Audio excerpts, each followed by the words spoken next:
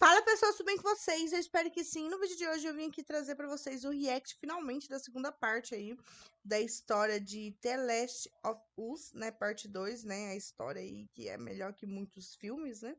E eu já trouxe o react da parte 1, vou deixar aqui em cima no card, que foi lá do canal do Cidão do Games, também tem react do filme de Game of Thrones não, né? De God of War, do canal do Cidão do Game, e hoje eu vim aqui trazer a segunda parte do canal do Sandman. Sandman. E agora eu entendi porque que o nome do cara é Sandman, porque é do cara lá dos sonhos lá da série da Netflix. Agora que caiu a ficha mesmo que eu entendi. Mas é isso, gente. Se inscreve no canal, deixa o like, compartilha o vídeo com os amigos de vocês. Eu espero que vocês gostem. Pega sua água, sua pipoca, qualquer coisa. Ginocanestem Balance resolve os Também tem react de várias outras histórias aí, tanto da Marvel como de jogo, de Silent Hills. Também vou trazer outras lá do canal do Cidão do Game, né?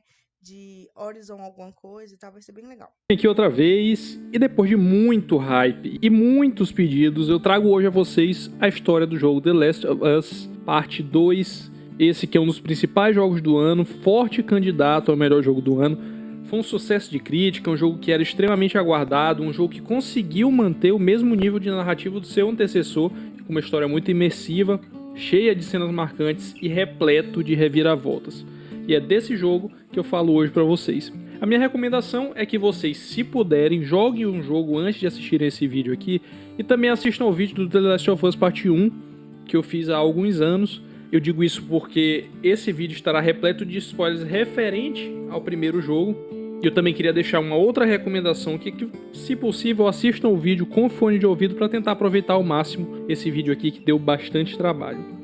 Eu preciso fazer uma observação antes de iniciar também, que nesse vídeo eu não adotei a cronologia apresentada no jogo, eu escolhi determinados momentos para falar primeiro, independente da forma que o jogo apresenta esses momentos ao jogador. Lógico, de uma forma que não prejudique certas revelações importantes da história logo de cara. Então, para quem tava com saudade dos vídeos longos, esse aqui definitivamente é um prato cheio. Em contrapartida, eu queria fazer um pedido a vocês, que é logo no começo do vídeo, deixa o like para evitar de esquecer, me segue lá no Instagram que eu estou usando bastante essa rede social e se inscreva aqui caso não sejam inscritos. Antes de iniciar o vídeo eu queria agradecer a PlayStation Brasil que me deu esse jogo no lançamento, que possibilitou esse vídeo aqui também. Então depois dessa longa apresentação vamos para aquele que eu considero como um dos melhores por dentro da história já feitos por mim. Deixa o like, gente, se inscreve no canal e recomenda a história do jogo que você quer. E também tô trazendo a história dos campeões de LoL, tá?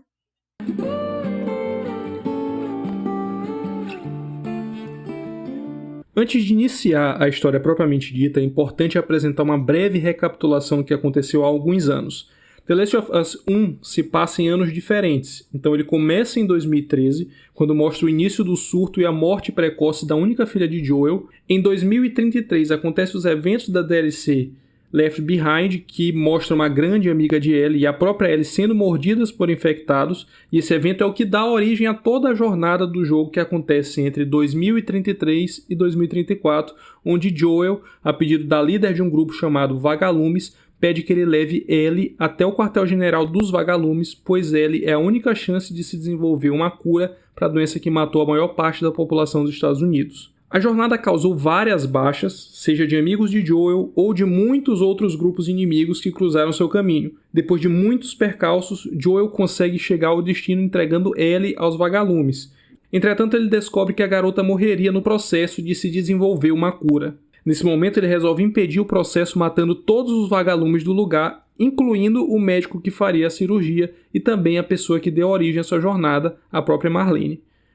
No final, o Joel mente para ela dizendo que não conseguiram achar uma cura, mas que existem vários outros casos de imunidade iguais aos dela. Após se recuperar dos efeitos da anestesia, Ellie, com lágrima nos olhos, pergunta a Joel se o que ele disse era verdade, e ele jura que sim.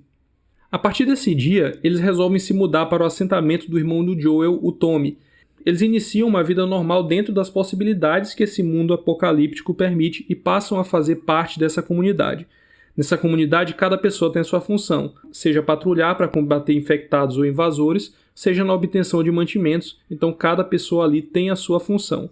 Em determinada patrulha que Joel e Tommy foram escalados, Joel, enquanto explorava o lugar, encontra um violão em bom estado de conservação e pensou em levar de presente para ele, e enquanto ele limpava o instrumento, ele confessou ao seu irmão o que eles queriam fazer com a Ellie em Salt Lake City, no hospital St. Mary, há alguns meses atrás. E quando ele falou para o Tommy o que eles queriam fazer com a Ellie, o Tommy perguntou o que ele fez, e ele disse que a salvou, o que implica dizer que, em outras palavras, se eles estavam ali era porque muitos vagalumes morreram naquele dia. O que você fez?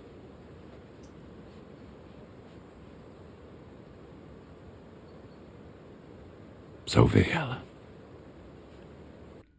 Apesar da revelação bombástica, Tommy diz a seu irmão que teria feito a mesma coisa e garante levar esse segredo para o túmulo caso ele julgue necessário. Por estar nessa vida mais calma, Joel passa a se aproximar mais da Ellie e querer de fato ter um relacionamento de pai e filha com ela. Isso porque desde eventos passados ele já vinha desenvolvendo esse sentimento por ela, muito por conta da perda precoce da sua filha. Nesse momento, com mais tempo livre, ele inclusive tenta cumprir uma promessa que fez a ela quando prometeu ensiná-la a tocar violão. Ele mostra a ela o violão que ele encontrou em uma das suas patrulhas e toca uma música para ela chamada Dias Futuros, onde uma das estrofes parece expressar exatamente o sentimento dele por ela, que diz assim: "Se por acaso eu te perdesse, eu com certeza perderia a mim mesmo." Ele mostra que sabe tocar e cantar e entrega o violão a ele, prometendo começar as aulas no dia seguinte. Passa-se algum tempo e chega o aniversário da Ellie, e Joel prepara uma surpresa para ela. Ele a leva para conhecer o Museu de História de Wyoming. Lá ele mostra algo inédito para ela, algo que ela sempre admirou, que eram dinossauros. O museu estava praticamente intacto, então esse detalhe faz com que essa experiência se pareça com o que as crianças tinham ao chegar a esse lugar. Ellie tem nesse dia aquilo que mais se aproxima de um relacionamento paternal. Ellie cresceu sem pai e sem mãe, o mundo que ela nasceu já era um mundo caótico, então ela não sabia como era o mundo antes da epidemia, e todos que eram próximos dela morreram ao longo da sua vida, e por isso esse dia se torna tão especial em anos. E ela está acompanhada da pessoa que mais se importa com ela em todo o mundo. Ela nada, mostrando que aprendeu a nadar, brinca, explora o museu de dinossauros, o que a deixa maravilhada, em seguida conhece um observatório e, por último, Joel a mostra uma estação espacial réplica da que foi utilizada quando o homem foi à Lua. Lá ele entrega um presente que ela nunca imaginou receber. Feliz aniversário, garota. O que é isso? É uma coisa que deu a maior trabalheira pra achar. Toma.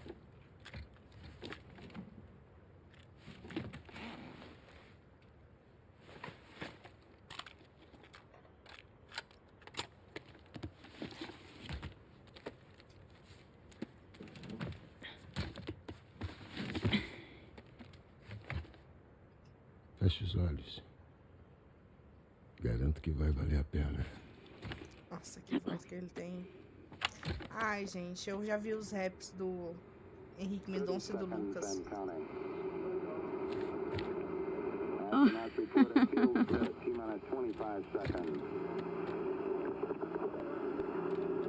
Seconds and counting. T-minus 15 seconds. Guidance is internal. 12, 11, 10, 9. Ignition sequence start. 5, 4, 3, 2, 1,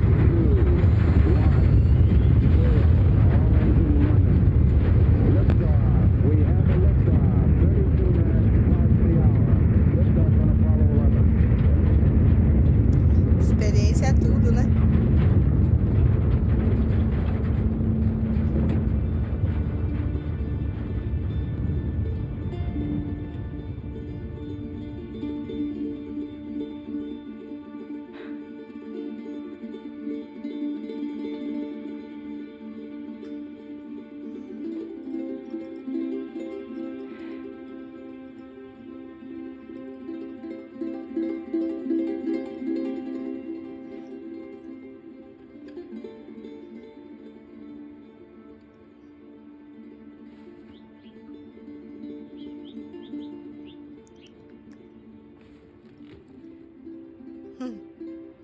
Mandei bem. Tá de sacanagem comigo? Não tem de quê, garota.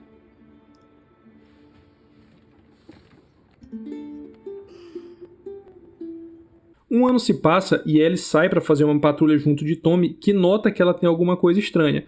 Ela parece estar bastante preocupada, mas também não explica o motivo dessa preocupação. O Tommy leva ela para atirar em alguns infectados e em seguida a leva até Joel, que estava esperando por eles.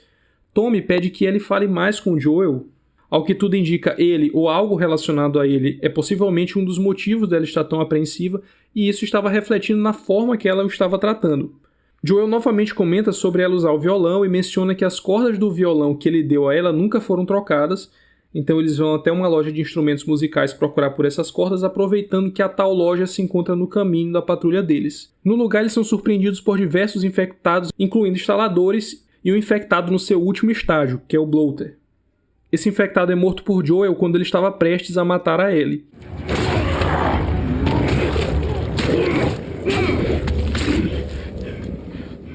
Como o local estava se tornando cada vez mais perigoso, eles resolvem sair e no trajeto até a saída eles encontram um corpo e mais um infectado. Esses dois eram do mesmo acampamento deles e eram um casal que resolveu sair para ajudar pessoas que precisavam de ajuda, mas acabaram sendo surpreendidos por uma horda de infectados e ambos foram mordidos. Eles combinaram se matar, mas o homem atirou na sua companheira e foi incapaz de atirar em si próprio. O tempo se passou e ele se tornou um instalador. Tudo isso foi relatado em uma carta encontrada e lida pela Ellie. Nesse momento, ela é até um pouco irônica em dizer que infelizmente eles não eram imunes como ela, como se estivesse suspeitando de Joel. Pena que não eram imunes, né?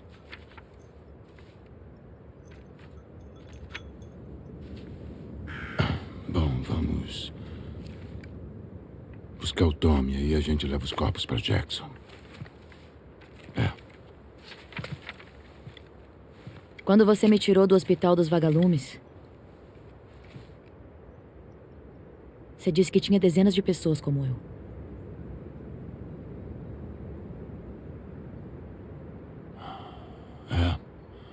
Foi o que me disseram.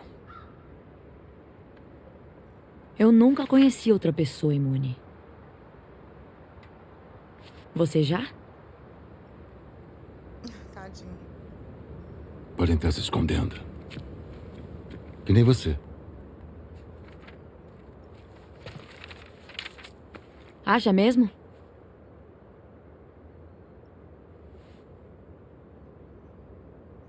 Acho que não é hora para esse assunto. Atravessamos o país inteiro para você me levar para os vagalumes. Eu tinha tantas perguntas para eles. E por que você me tirou de lá ainda inconsciente? Eles iam te matar. Porque eu deixei fazerem os exames. Mas vi que iam ser inúteis e quis tirar a gente de lá. Como você sabe que iam ser inúteis? Se você tivesse dado Ellie. mais tempo, eles podiam ter descoberto Ellie. alguma coisa. Não tinha nenhuma cura. Eles não podiam ter feito nada por essas pessoas, nem por ninguém. Sei que você queria que as coisas fossem diferentes. Eu também queria. Mas não são. Pesado. Pesado. A gente tem que levar esses garotos para a família deles. Ou quer continuar discutindo?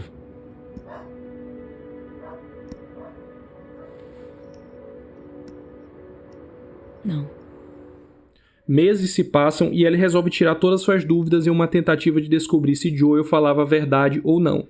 Ela vai até o hospital onde ela seria operada anos atrás e lá ela encontra uma carta de um ex-vagalume relatando que o grupo havia debandado e encontra um gravador que revela o que realmente aconteceu naquele dia. Disseram que mesmo que a gente achasse ela ou por milagre achasse outra pessoa imune, não faria diferença. A única pessoa que poderia desenvolver uma vacina morreu. Por milagre achasse outra pessoa imune, não ia fazer diferença. Por milagre achasse outra pessoa imune, não ia fazer diferença. A única pessoa...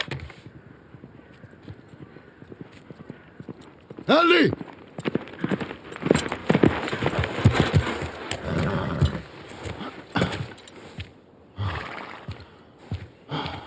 Vem cá. Você ficou maluca? Que ideia foi essa de fugir no meio da noite? Fala comigo. Você não pode me deixar só um bilhete, pô. Ai, minha filha. Me fala. O que aconteceu aqui?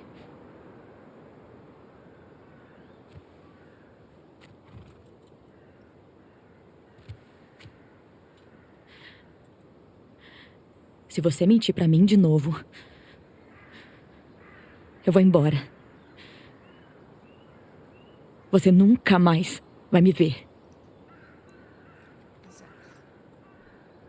Mas se me falar a verdade, eu volto pra Jackson.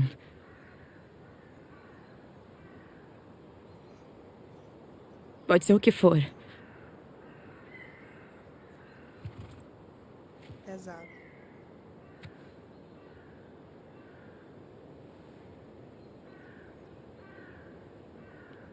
Eu repetiria a mesma história. Não existe Fala. cura.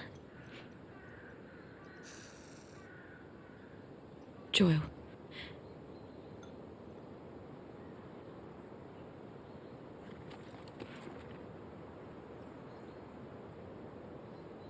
Fazer uma vacina.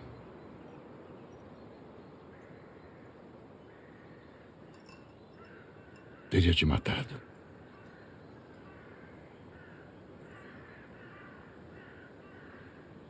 Tentar fazer uma vacina. Eu não deixei.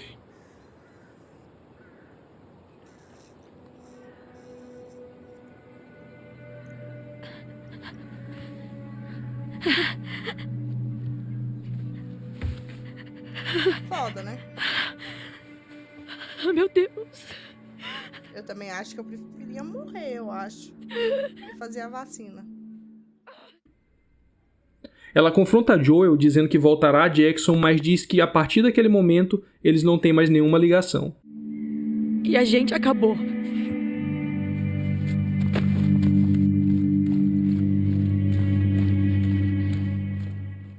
Mais tempo se passa, até que em uma noite Ellie vai a uma festa do acampamento e fica encarando Dina, uma das suas melhores amigas pela qual ela nutre sentimentos. Dina era namorada de Jesse, outro amigo de Ellie, e que, segundo Joel, era apaixonado pela própria Ellie. Jesse vê que Ellie está meio afastada de todos e se junta para puxar conversa e falar coisas do dia a dia, mencionando inclusive que o Joel o tem repreendido nas vezes em que ele vai às patrulhas. Mesmo estando repleto de pessoas no local, Ellie parece apenas se importar com Dina. Até que chega o momento em que ela se aproxima e puxa Ellie para uma dança. As duas conversam até que Dina beija Ellie, chamando a atenção de todos no lugar, inclusive de Seth, o dono do bar, que diz que ali é um lugar de família, e começa a intimidar a dupla. Dina puxa Ellie para sair de lá e quando ela estava saindo, Seth fala algo pejorativo a Ellie que logo é defendida por Joel. Entretanto, ela diz que Joel não tem nada a ver com ela e que ele não tem o direito de defendê-la, demonstrando que ela não o perdoou pelo que aconteceu no hospital. E você vem cá, vamos dar uma volta. E eles, hein? Isso não é problema seu. Você precisa tomar um ar. Você tá bem, garota? Qual o seu problema? Ele não tinha o direito... E você tem? Não preciso da sua ajuda, Joel. A vida é assim, né? Às vezes a gente tem a oportunidade de ter um momento bom, de viver em paz e tal. E ela tá ali, né? Perdendo o tempo dela, maltratando a pessoa que salvou a vida dela. Sabe? Depois de tudo que eles passaram.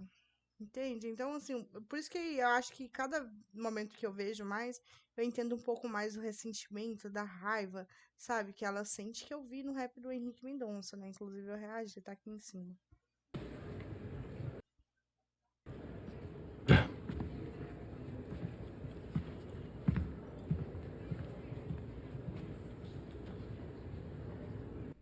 Na mesma noite ela vai até ele, talvez como uma forma de arrependimento, e o chama para conversar.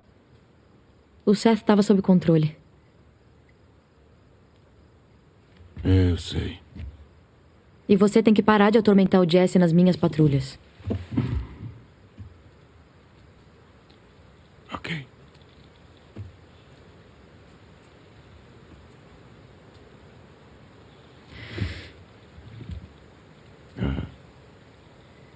Dina. Ela é sua namorada? Não, Na verdade, ela é namorada de outro cara. não. Ela foi só um beijo. Não significa nada. Ela só... Eu não sei porque ela fez aquilo. Mas você gosta dela.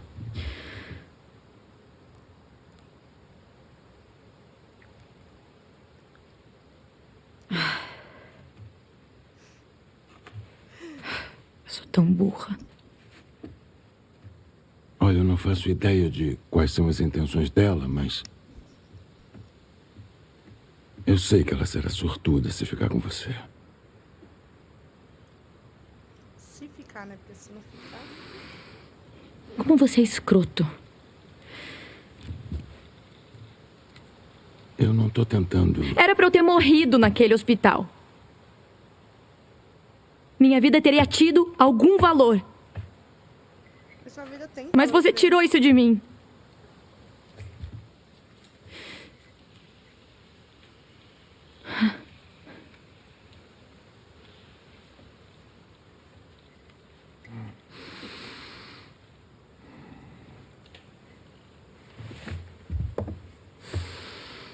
Se Deus me desse uma segunda chance naquele momento,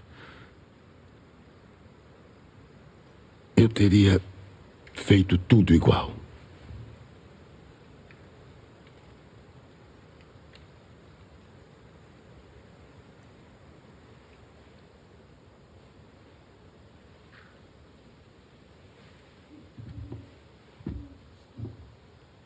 Sei.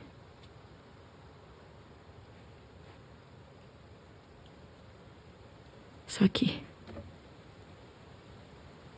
acho que eu nunca vou conseguir te desculpar. Tudo bem, você tá viva, é isso que importa. Mas tô disposta a tentar.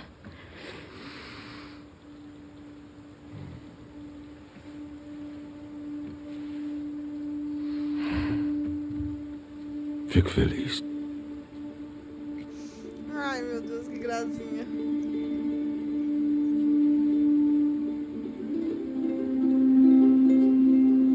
Certo.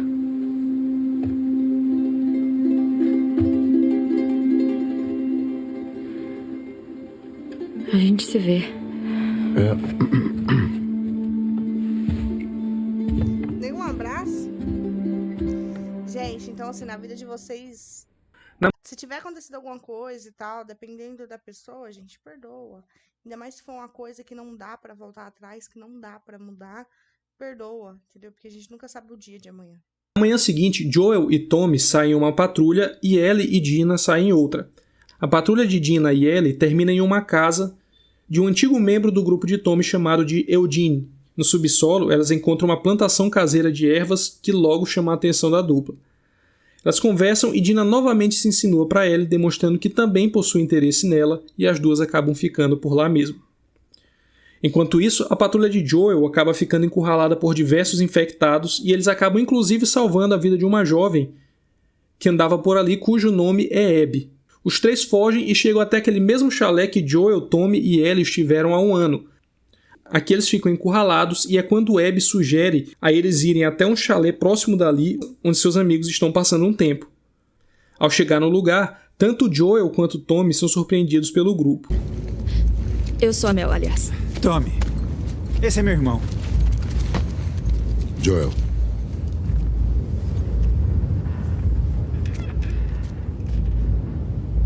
Parece até que já ouviram falar da gente. É porque já ouviram.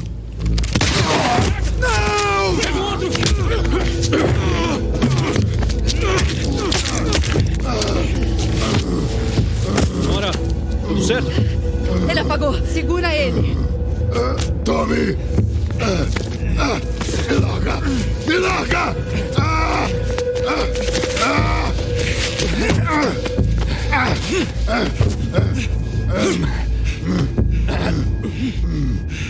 Puta madre.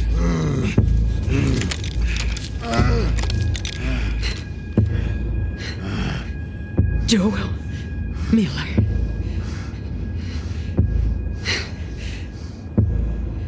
Quem é você? Adivinha?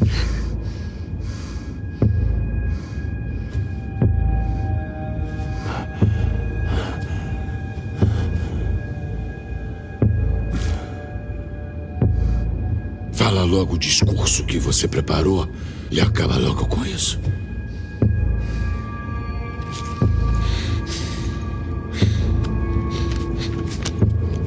Faz um torniquete. Vai.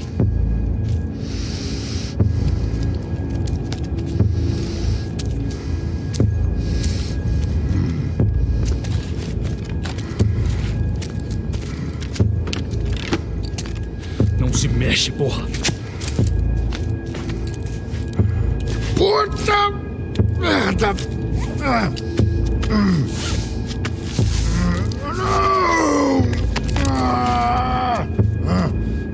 Podem soltar.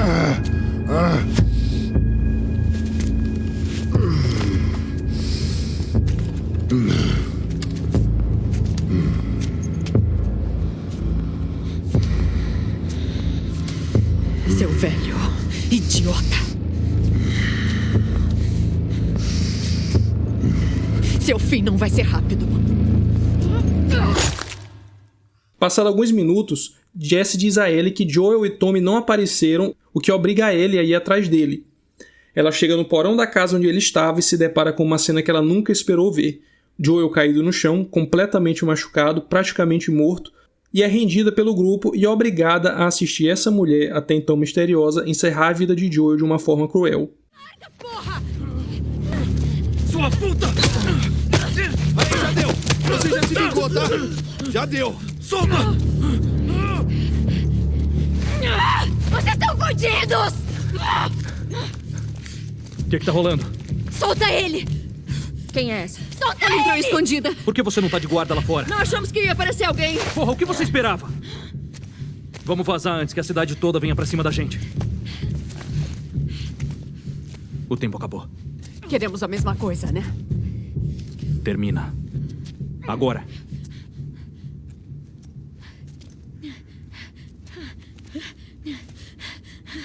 Joel, levanta. Joel, levanta, porra! Para, por favor! Ai, meu Deus. Por favor, não faz isso. Joel, por favor, levanta! Não!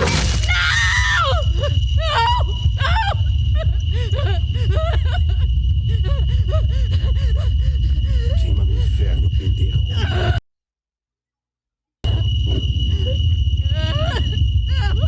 Eu vou matar vocês! Não! Tá fazendo o quê? Uma limpa. É arriscado deixá-los vivos. Foda-se, porra. Eu vou matar vocês!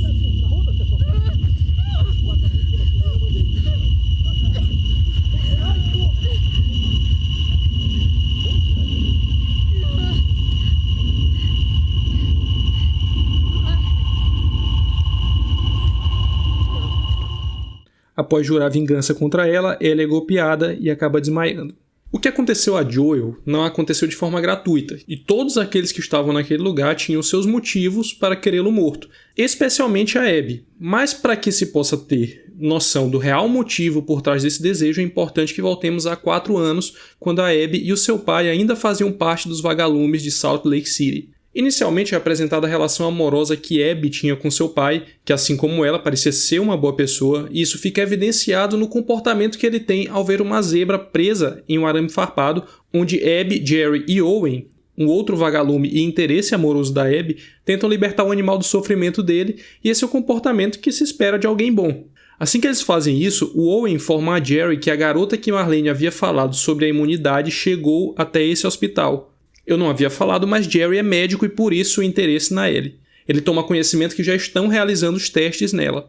É feita uma bateria de exames na Ellie e constatam aquilo que eu já falei algumas vezes. Ela realmente é imune à infecção e o Cordyceps sofreu uma mutação no organismo dela. Mas para que eles possam pensar em extrair uma cura, ela deveria morrer no processo e isso gera um conflito entre a Marlene e o Jerry. Tem jeito de remover o espécime sem destruir o hospedeiro.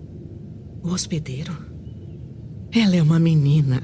Não é uma placa de Petri. Você acha que eu não... Eu tô ciente. da situação.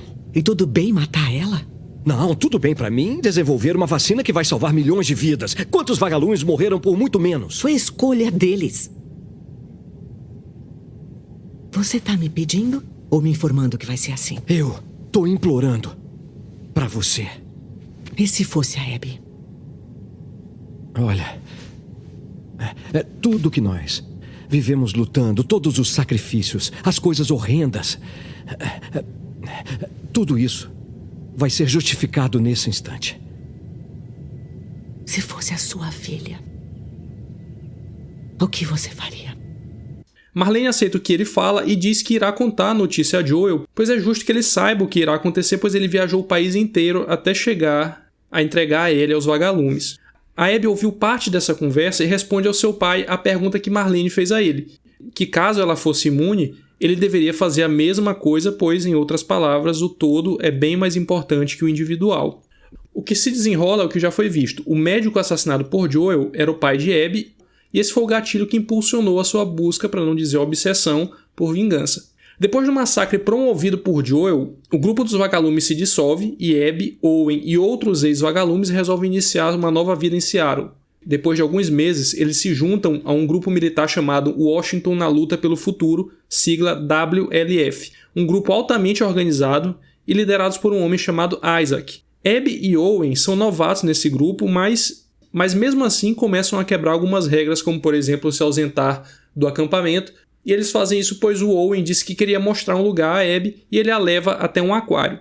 Ali eles descobrem que existia uma família onde a mãe havia sido assassinada pelos militares e o pai resolveu não fazer nada, e em razão disso os dois filhos do casal resolveram se vingar e se unir a um grupo chamado de Cicatrizes ou Serafitas, que eram os inimigos da WLF. A Abby já havia comprado a narrativa do Isaac e já via os Cicatrizes como inimigos, mas o Owen tenta mostrar a ela que tudo depende do ponto de vista, já que os próprios vagalumes um dia também foram vistos como terroristas pelos militares. E explorar esse lugar e saber mais sobre essa família mostra a eles que as coisas nem sempre são preto ou branco. Nesse atual momento, Abby e Owen estavam namorando e em um momento ele tenta algo mais, mas a Abby evita, mostrando que ainda está muito chateada por não ter nenhuma pista sobre o paradeiro de Joel.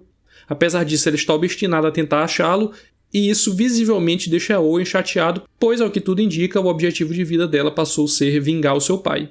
Alguns meses se passam e Owen e Abby já não são mais um casal, apesar disso são bons amigos. Owen constantemente frequenta o mesmo aquário e agora ele namora com uma outra ex-vagalume, uma médica chamada Mel.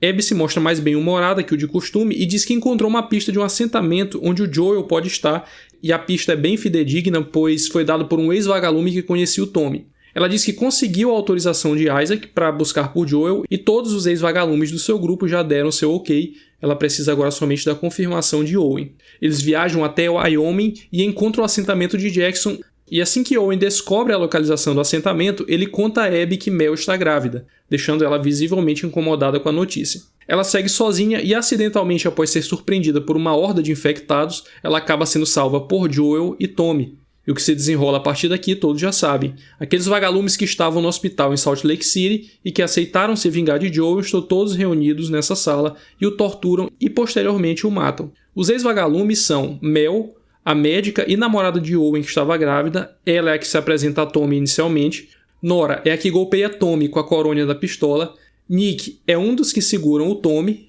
Jordan é o que tem o rosto cortado por Ellie e que posteriormente a chuta enquanto está no chão, Manny é o que cospe no corpo de Joel e tenta matar Ellie em seguida, e os já conhecidos Abby e Owen. Além deles, há uma mulher que só estava lá acompanhando que não tem muita participação, chamada Leah. Depois de se recuperar dos ferimentos, Tommy vai até a casa de Ellie tentando convencê-la a dar mais um dia para que ele possa tentar juntar mais gente para encontrar o grupo de Abby. Ela, muito a contragosto, aceita, o que ela não contava era que Tommy estava ganhando tempo para protegê-la.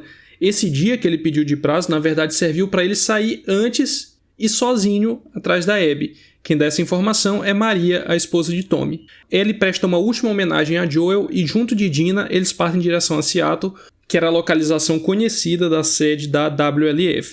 Bom, muito pesado, né? Nossa, sentimental, nossa, cara, doeu meu coração. Depois de uma longa jornada, elas finalmente... E uma história muito bem feita, né? Muito bem ligada e tal. Chegam em Seattle. A uma primeira vista, o lugar parece ter sido palco de uma guerra civil, as estradas estão destruídas e podem ser vistos corpos de diversas pessoas espalhados pelo local, principalmente de membros da FEDRA, a organização militar que comandava as zonas de quarentena há alguns anos. Os confrontos foram travados entre a WLF e a FEDRA, o que resultou na vitória da WLF e a aparente extinção da FEDRA. Além desse confronto, em outras épocas era comum que militares bombardeassem ou implodissem prédios e estradas visando atingir cidades tomadas por infectados e inimigos. Enquanto elas chegavam em Seattle, a WLF estava mobilizando algumas patrulhas. Abby e Manny, a mando de Isaac, são enviados para uma missão em um outro quartel-general da WLF. A Washington, na luta pelo futuro, montou uma estrutura muito bem feita em um estádio de futebol com direito à energia elétrica, academia, escola para crianças, refeitório, agricultura e pecuária, armamento, veículo, enfermaria, dentre outras várias coisas. Só que para manter toda essa estrutura é necessário recursos e para isso patrulhas são enviadas a todo tempo para as localizações próximas, sempre expandindo e montando acampamentos e providenciando recursos. Entretanto, algo parece estar diferente agora. Jordan, um dos amigos da Abby, estranha o fato deles estarem recuando. Ele foi mandado para uma missão de exploração, mas que deveria voltar logo em seguida, contrariando a postura de expansão. Apesar de haver um chamado para que todos voltem para os acampamentos, ele fica feliz, pois assim a sua namorada Lia, que havia sido mandada em uma missão, também voltará mais cedo. Manny e Abby são acompanhadas por Mel, a pedido do próprio Manny, que notou que o relacionamento entre ela e Abby não anda nada bem depois do que aconteceu a Joel. A Mel, por ser médica, não estava acostumada à forma brutal como Abby o matou, por mais que ela achasse justo o que aconteceu a ele, ela não era uma soldada assim como eles. Além do trio, eles também levam Alice, uma pastor alemão, que foi treinada para essas missões. No trajeto até o destino, o grupo é surpreendido por um bando de cultistas chamado Serafitas, ou apelidado por eles de Cicatrizes. A emboscada termina em um acidente de carro sem maiores problemas, eles enfrentam dezenas de infectados e vários Serafitas até chegarem no destino. Mel acaba sendo atingida, mas também nada muito sério, e quem cuida dela é a Nora, outra ex-vagalume que também estava com Abby em Jackson. Nora mostra a quantidade de corpos de soldados que têm chegado, inclusive mostra em um dos sacos o cara que estava acompanhando o Owen em uma missão, o que deixa ela bastante preocupada, já que faz bastante tempo que não se tem notícias dele. E se o parceiro de missão dele acabou sendo morto, possivelmente algo de ruim aconteceu a ele também. Abby e Manny se encontram com Isaac, que revela que em razão dos confrontos frequentes entre eles e os Serafitas, ele resolveu planejar um ataque massivo contra a base dos cultistas. Por isso essa base estava tão cheia de soldados. Eles aproveitariam uma tempestade que cairia em aproximadamente 2 dias para tornar a chegada mais furtiva, e ele queria que Abby e Manny liderassem o primeiro ataque. Abby pede que Isaac libere Owen para ir com ela, tentando saber se Isaac sabe do paradeiro dele. E Isaac diz que, ao que tudo indica, o Owen desertou e não faz mais parte da WLF. O motivo é que, aparentemente, o homem que Nora havia mostrado há poucos minutos a ele, e que era o companheiro dele na missão, foi atingido pelo próprio Owen ao tentar defender um Serafita. E essa história foi contada por esse mesmo cara antes de morrer. Abby pede para que Isaac a deixe ir atrás do Owen para que ela possa justificar essa história, mas Isaac nega. Mesmo assim, ela resolve ir atrás dele, desobedecendo a ordem do seu líder e se colocando em risco de receber uma punição.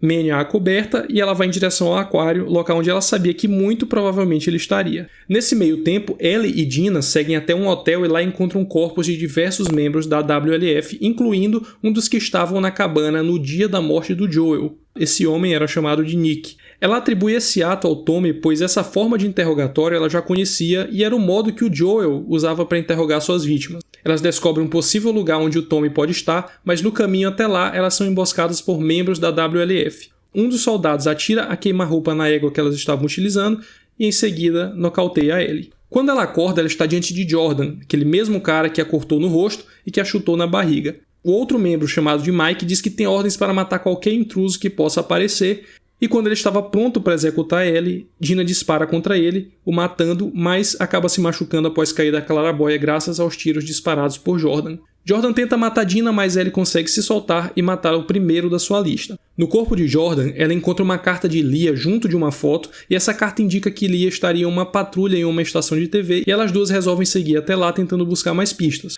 No lugar, elas se deparam com um massacre. Alguns membros da WLF são encontrados mortos alvejados por flechas, incluindo a própria Lia.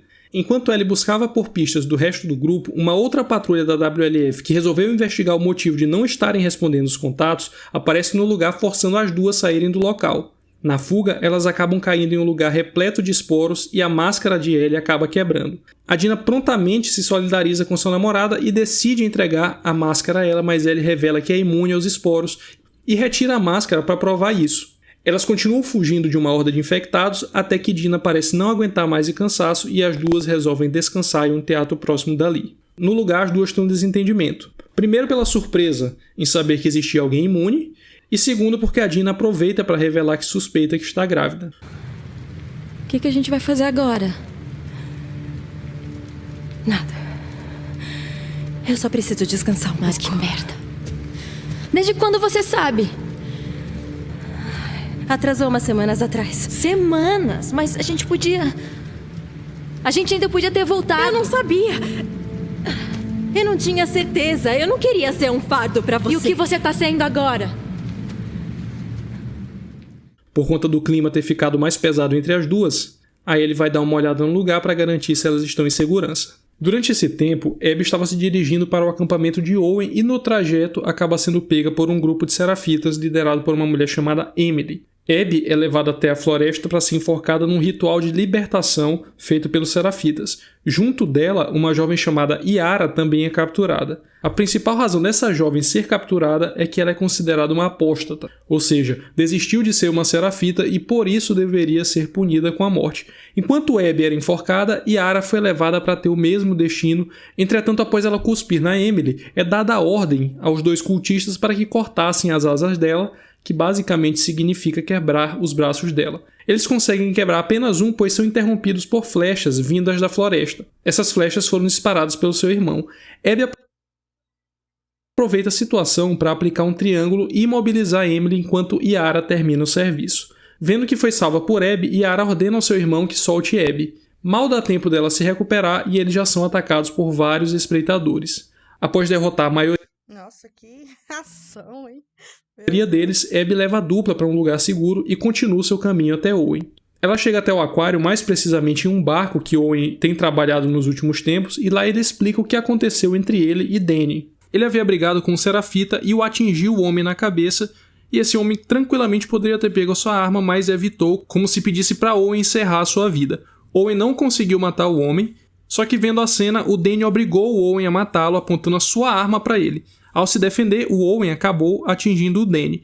A Abby tenta convencê-lo a voltar, dizendo que ele agiu em defesa própria, mas a verdade é que Owen cansou dessa vida e quer ir atrás dos vagalumes que aparentemente estão se reunindo em Santa Bárbara. Abby aparenta não se importar com essa reunião e alega que Owen não amadureceu por ainda estar preso ao passado. Eles acabam se desentendendo e o Owen questiona a hipocrisia de Abby. A briga não dura nada e eles terminam a briga resolvendo algo que deixaram pendente no passado. Se os vagalumes estiverem mesmo em Santa Bárbara, aí eu vou pro outro lado, cacete.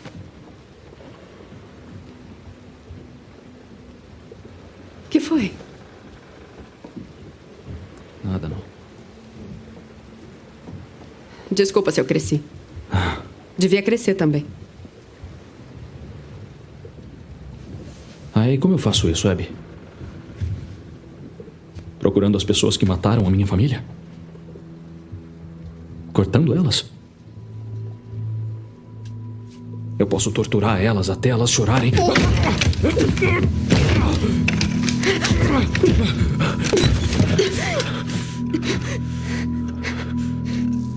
Ah, o clima. Ah, agora entendi. Resolvendo uma coisa que ficou. Abby.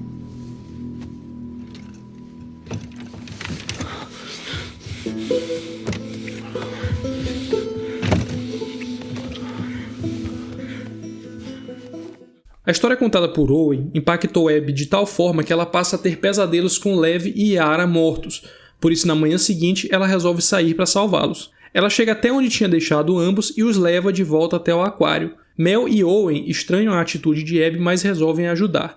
Abby precisaria trazer medicamentos para fazer a amputação do braço de Yara, pois esse seria o único jeito de salvá-la, só que para isso eles precisariam tomar um atalho construído pelos serafitas. Nesse trajeto, Abby fica sabendo mais sobre Lev, que na verdade era uma menina no seu nascimento, e seu nome era Lily.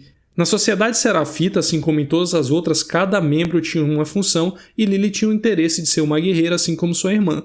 Porém não foi essa tarefa escolhida para ela e sim ser esposa de um dos anciãos. Como forma de revolta, ela raspou sua cabeça e passou a se denominar Lev. A verdade é que Lev contou como se sentia sua irmã e ela o alertou a nunca dizer como se sente perante os outros, pois ele estaria correndo um sério risco caso ele o fizesse. Entretanto, o ato de raspar a cabeça foi visto como heresia, daí o motivo de tanto Lev quanto Yara serem vistos como apóstatas. E por isso eles estavam sendo procurados para sofrerem a punição. Lev e Abby chegam até o hospital para buscar mantimentos e lá ela acaba sendo presa por ter desobedecido Isaac. Para sorte dela, ela acaba sendo solta e ajudada por Nora, que orienta onde ela pode conseguir os medicamentos que ela precisa. Abby encontra no subsolo desse hospital todos os suprimentos médicos necessários para que Mel possa fazer a operação em Yara. E assim acontece. Mel realiza a amputação do braço de Yara e salva a vida dela. Nesse período em que Abby esteve no hospital, Ellie e Dina descobrem através de um rádio os postos avançados da WLF.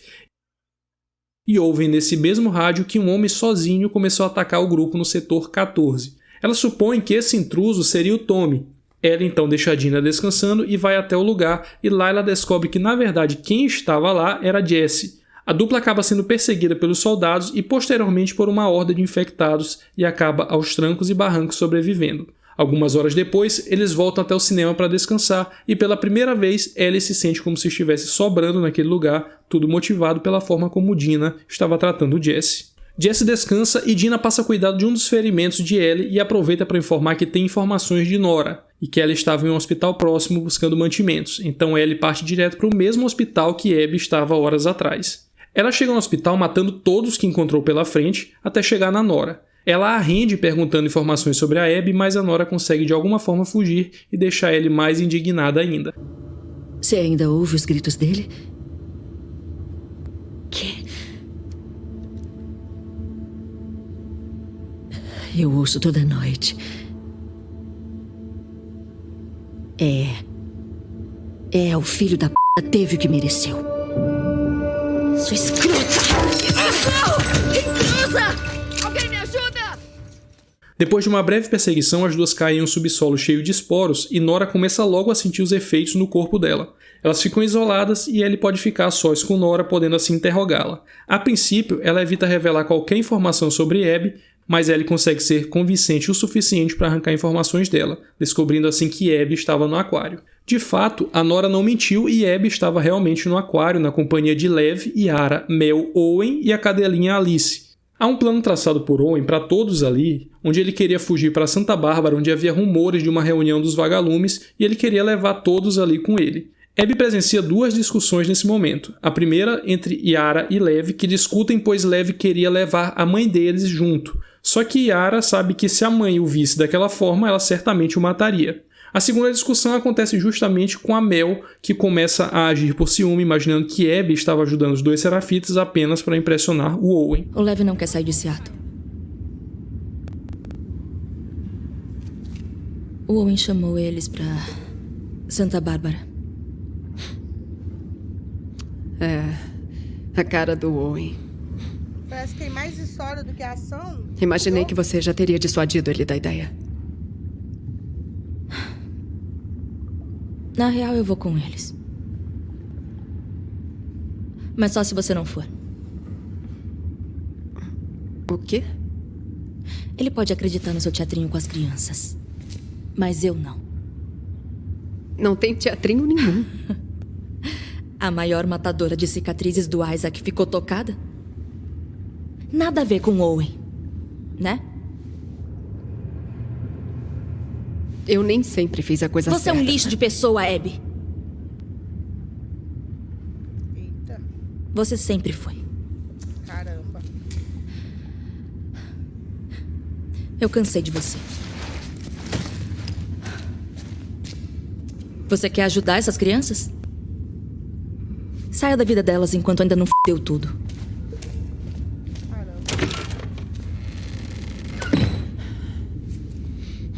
Owen também aproveita para tentar se reconciliar com Abby e pede que ela vá junto, mas ela se nega e de repente Lev rouba um barco e vai até a Ilha dos Serafitas para buscar sua mãe. Abby e Yara saem à procura dele, enquanto Owen resolve ficar para consertar o barco, que serviria de transporte até Santa Bárbara. No percurso até Lev, Abby chega até uma marina e ouve que um sniper estava matando vários do seu grupo. Ela pede para que Yara fique para trás por causa da situação dela e resolve ir sozinha, garantindo que voltaria com um barco para buscá-la. Ela acaba se metendo no meio de um tiroteio entre os membros da WLF e o sniper. Desse grupo, somente o Manny sobreviveu e ele acaba salvando a vida da Abby. Pouco tempo após isso, é mostrado que o sniper era o Tommy, que mostra ser bem mais letal do que eles imaginavam.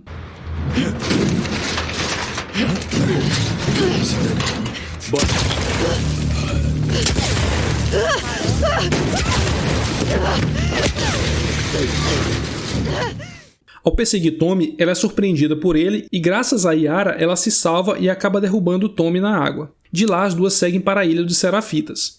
Enquanto isso, Ellie sai acompanhada de Jesse para ir até o aquário, só que no meio do caminho eles ouvem alguns soldados que foram chamados com urgência para a marina por causa de um sniper que estava causando muitas baixas, e Jesse deduz que esse sniper muito provavelmente é o Tommy. Então ele resolve ir até lá para ajudá-lo. A Ellie, por sua vez, acha melhor eles irem para o aquário buscar pela Abby. Em razão dessa discordância, cada um segue um caminho. Jesse vai procurar pelo Tommy e a Ellie vai procurar pela Abby. Para piorar o caminho dela, ela enfrenta uma tempestade que derruba o seu barco e mesmo assim ela consegue chegar a nado no aquário sorrateiramente. Primeiramente ela mata a cadelinha Alice e depois rende Owen e Mel.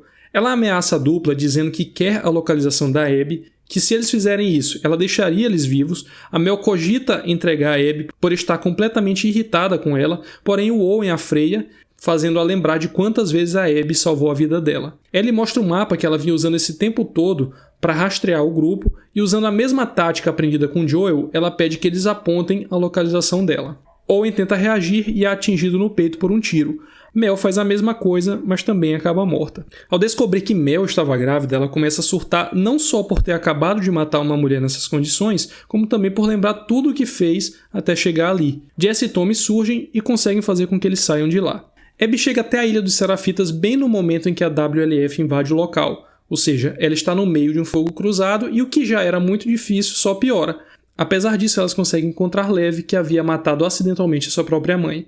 A mãe dele resolveu atacá-lo por conta da sua heresia e praticamente retalhou seu rosto e o seu corpo, e ele revidou e ela acabou caindo e batendo a cabeça. Sem tempo para mais conversas, o trio tenta voltar para o barco, mas é surpreendido pelo grupo de Isaac. A primeira a ser alvejada é Yara. Em seguida, ele demanda que Abby saia da frente para que ele possa atirar em Lev. Abby se recusa e Yara, que ainda estava viva, atira contra Isaac e em seguida é morta com vários tiros. Abby e Lev fogem. Quando os dois voltam para o aquário, eles encontram os corpos de Owen e Mel, e graças ao mapa esquecido por Ellie, agora a Abby pode ir atrás deles. No cinema acontece um confronto. Abby rende Tommy e em seguida Ellie e Jesse aparecem. Jesse logo é alvejado no rosto e morre. Ellie acha que o motivo dela estar indo atrás do Joel era porque ele havia matado vários vagalumes, mas a verdade é que não era exatamente isso. Abby estava a ponto de matar Ellie, mas Tommy impede e acaba levando um tiro no rosto também. Começa uma perseguição entre as duas e por conta do porte físico bem maior, a Abby acaba levando vantagem. Ellie é salva por Dina, que começa a ferir Abby com uma faca, só que logo é atingida por uma flecha de Lev. Abby destroça com a Dina, e quando ela iria matá-la, Ellie pede para ela não matá-la pois ela estava grávida. Lembrando que sua inimiga fez a Mel, ela vê nesse ato uma vingança melhor ainda. Entretanto, Lev a chama a razão, fazendo ela repensar e deixar as duas vivas.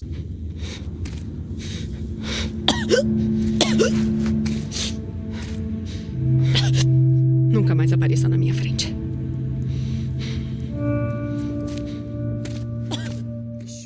Pouco mais de um ano se passa e Ellie agora vive uma vida pacata junto de Dina. O filho dela nasceu e é chamado de JJ, possivelmente uma homenagem a Joel e a Jesse. Elas levam aqui a vida que Dina sempre quis. Moram em uma fazenda afastada e com uma relativa tranquilidade, sem ter que ficar constantemente preocupada com patrulhas ou caçar mantimentos. Só que nem tudo está às mil maravilhas. Ellie ainda não conseguiu se recuperar do trauma de ver Joel morrendo. Com frequência ela tem memórias vívidas daquele dia e sofre com uma espécie de blackout momentâneo. As coisas pioram quando Tommy reaparece na casa, ele que sobreviveu ao tiro dado por Abby, mas acabou ficando cego do olho direito, sem falar que perdeu parte do movimento da perna esquerda após ser atingido pela flecha de Lev. O motivo da visita é para dizer que ele conseguiu a localização de Abby. Tommy parece nesse momento estar mais obcecado que a própria Ellie, inclusive essa obsessão resultou no término do seu casamento com Maria. Inicialmente Ellie se recusa a ir atrás de Abby, causando a revolta de Tommy, que não pode mais ir atrás dela em função da sua condição física. Dina também se irrita e manda que Tommy nunca mais volte. Mesmo tendo dito não, Ellie passa a ficar cada vez mais atormentada, não só pelo fato da morte de Joel, mas também por Abby escapar praticamente impune. Então ela toma uma decisão, ela decide ir atrás de Abby, mesmo ouvindo da Dina que caso ela vá nessa busca novamente, ela irá embora junto de JJ, mesmo assim, lamentando ouvir isso, ela resolve ir atrás de Abby. Abby, por sua vez, estava em Santa Bárbara buscando pelos vagalumes mencionados por Owen. Ela chega no suposto local onde eles deveriam estar, mas encontra o local completamente vazio. Apesar disso, ela descobre um agrupamento de vagalumes com aproximadamente 2 pessoas através de uma ligação do rádio. A alegria dela dura muito pouco, pois quando eles saem dessa casa, eles são capturados por um grupo de sádicos que escravizam pessoas chamados de cascavéis.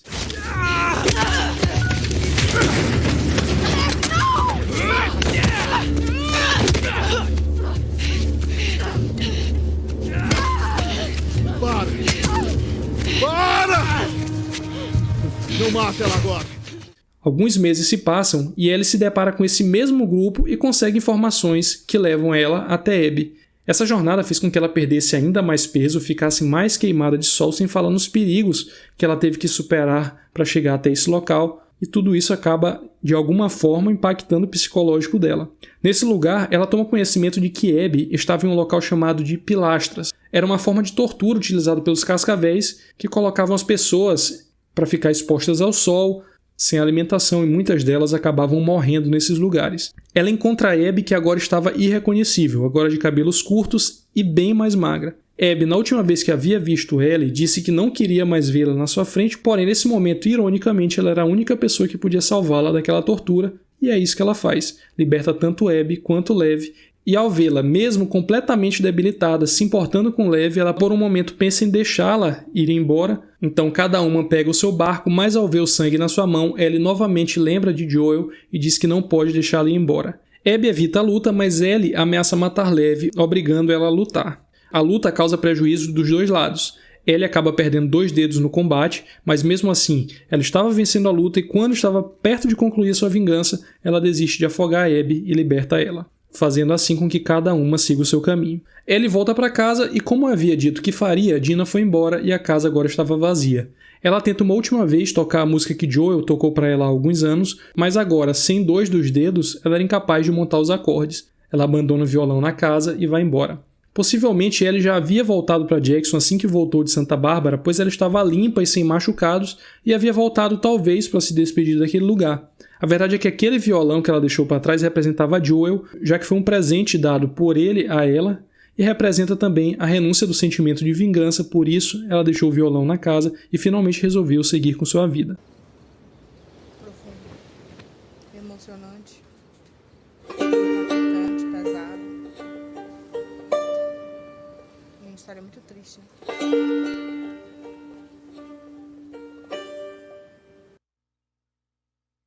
Quem perder tá fora, hein? Carioca! O drop tá longe! E olha mais! Olha mais!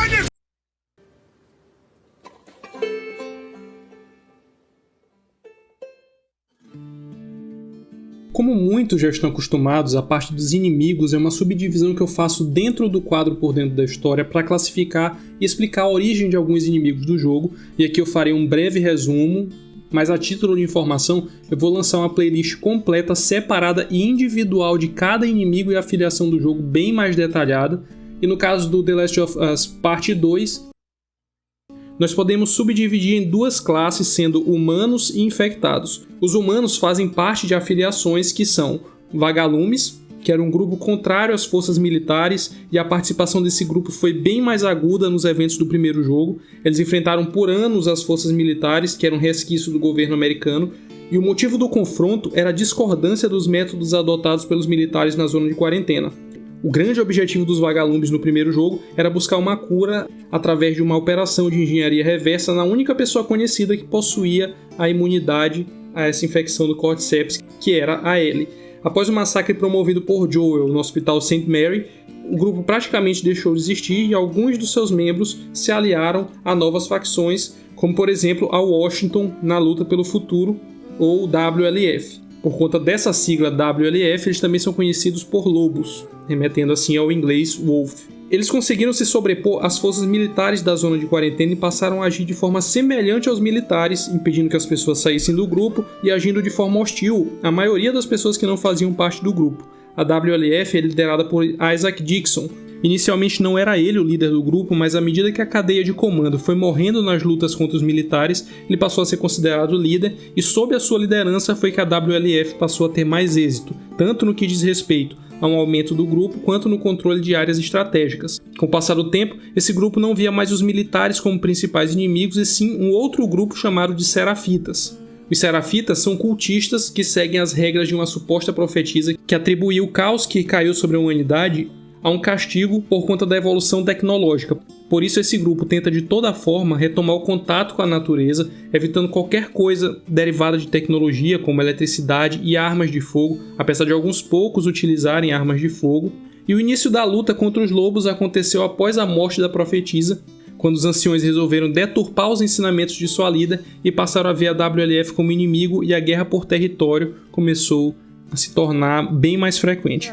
No que diz respeito às práticas ritualísticas, os Serafitas costumam cortar os seus rostos como tipo de rito de iniciação, daí o apelido que eles têm de cicatrizes, e são extremamente cruéis com os seus inimigos, e apesar de toda essa crueldade, segundo um dos seus membros, não era a base da religião deles essa forma de agir.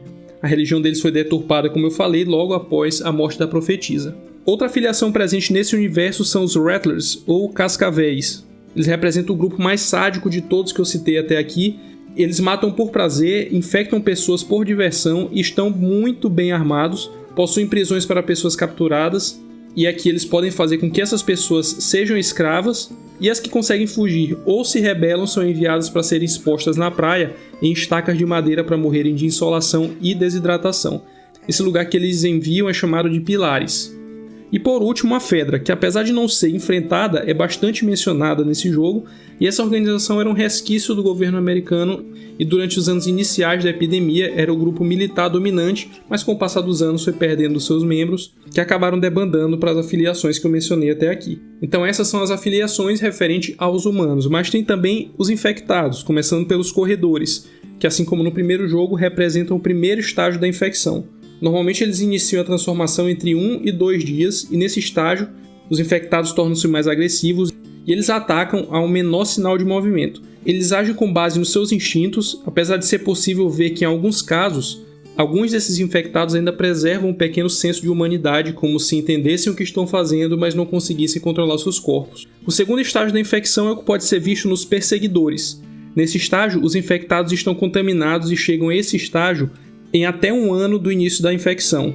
Eles ainda preservam traços humanos, mas já é possível ver partes do Cordyceps saindo dos seus corpos, e eles recebem o nome de perseguidores ou stalkers porque é comum vê-los espreitando antes de atacar. Eles preservam a velocidade dos perseguidores e são ainda mais agressivos e resistentes. O terceiro estágio dessa infecção transforma esses infectados em clickers ou instaladores. Eles recebem esse nome pelo barulho característico que eles emitem. Os instaladores já não possuem um rosto visível, são cegos em função da carapaça de fungos que cobre o seu rosto, e boa parte do seu corpo já foi tomada pelos fungos em razão do tempo passado desde o início da infecção, que normalmente é de 1 ano após a exposição à infecção. São bem mais resistentes e agressivos que as fases anteriores e podem matar com um único golpe. O quarto estágio da infecção é o que é visto nos Byakus ou Bloaters. Esse estágio não é tão comum, leva anos para que o infectado chegue a esse estágio de um bloater. Normalmente o tempo de vida dos infectados não é muito longo, porque eles são caçados o tempo todo, o que impede que eles cheguem até essa fase. Então por isso, normalmente esse tipo de infectado é encontrado em locais mais inacessíveis e com uma concentração maior de esporos. Os Byakus têm o corpo todo revestido por uma carapaça, que torna essas criaturas bem mais resistentes, além de poder usar bombas de esporos contra seus inimigos. Assim como os instaladores, os Byakus também são cegos e se baseiam pelo som para encontrar seus inimigos. Existe uma variação dessa quarta fase que são os Trôpegos ou Shamblers. Entretanto, essa criatura passou por uma mutação diferente por causa do ambiente em que ela vive. Os Trôpegos tiveram uma influência direta dos locais alagados para que tivessem uma mudança na sua evolução. Eles possuem esse nome em razão da sua dificuldade de se mover, em contrapartida eles compensam essa lentidão com ataques fortes.